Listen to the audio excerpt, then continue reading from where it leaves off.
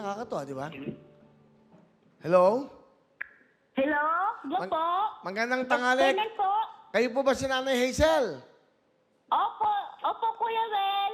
Saan po kayo galing? Tumago kanina, wala kayo. Sa labas po, bumili po ako ng ulam. Ay, ano pong ulam natin, Nay? Bago at saka kamatis.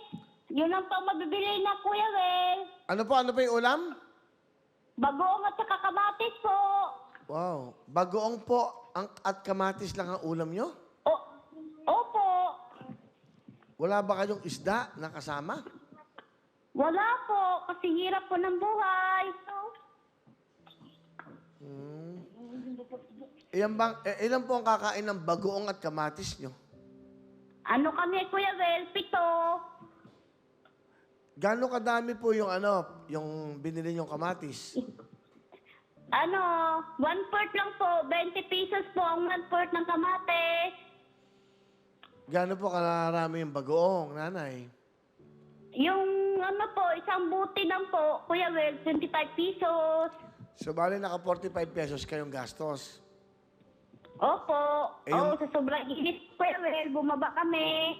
Walang ulam eh. Saan kayo bumili ng bagoong? Tindahan? Sa palengke po. Lagi ba kayong ganyan? Lagi bang ganyan ang ulam nyo? Opo, Kuya Wel. May Ang masarap. hirap ng buhay. Walang hanap buhay po. Ang inyo pong asawa, ano ba ang trabaho?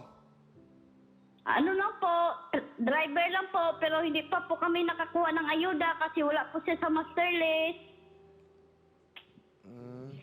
Buti pala nakatawagan ko. Buti nagpa-register kayo sa Bilyonaryo. Kasi kung di kayo Opo, Kuya nagpa-registro, Wel. parang nag-aayuda rin pala tayo. Dapat naka-register eh. Ganun pala rin, no? Kahapon lang po, nagbabasakali po, Kuya Wel, para pambili kaming bigas. Okay. Baka bumili kayo At saka ulam. Bumili po kayo ng ticket. Opo, Ilan po ang binili nyo? 10 po. Okay, sana pala rin kayo ngayong araw. O, hindi bali, Nanay. Salamat. Mamayang gabi, Sana po. pagkatapos natin mag-usap, bibigyan kita ng pera, bumili ka ng masarap na pagkain para mamayang gabi, pag salo-salo nyo. Ay, salamat po. Salamat po ng marami. God bless po. O, Nanay Hazel, umasdang po ng Old Balara QC. Dito lang pala, no? Opo. O, Nay, meron Opo. kayong 5,000, ha? 5,000. Salamat po ng marami. O, ayan, Nay, kahit papano, ha? Mamaya, pagkatapos, mangutang muna kayo sa palengke, bayaran nyo na lang bukas para okay, bukas papadala namin pera. Ha?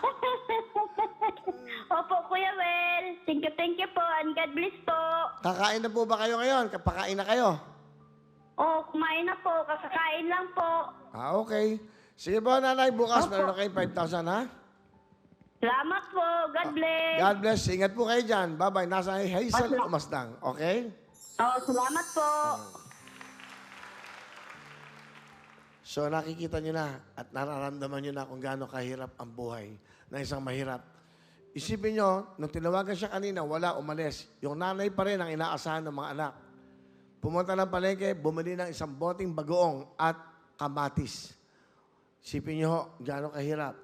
Kaya tayong mga blessed na tao at may swerteng tinatawagan, share the blessing sa mga katulad nila mga mahirap ang buhay. Swerte tayo, kahit paano, hindi natin inaabot yung ganyang buhay. Maaring pinagdaanan natin ganyan, pero kaya dapat talaga, yung mga nangangako, natutulungan kayo. Ngayon nila dapat gawin yan.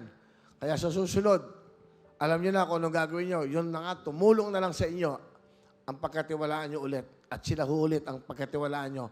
At iligay niyo sa dapat niyong ilagay na pangalan, ha? So, yan po, si Nanay Hazel Umasdang ng Quezon City, Old Balara.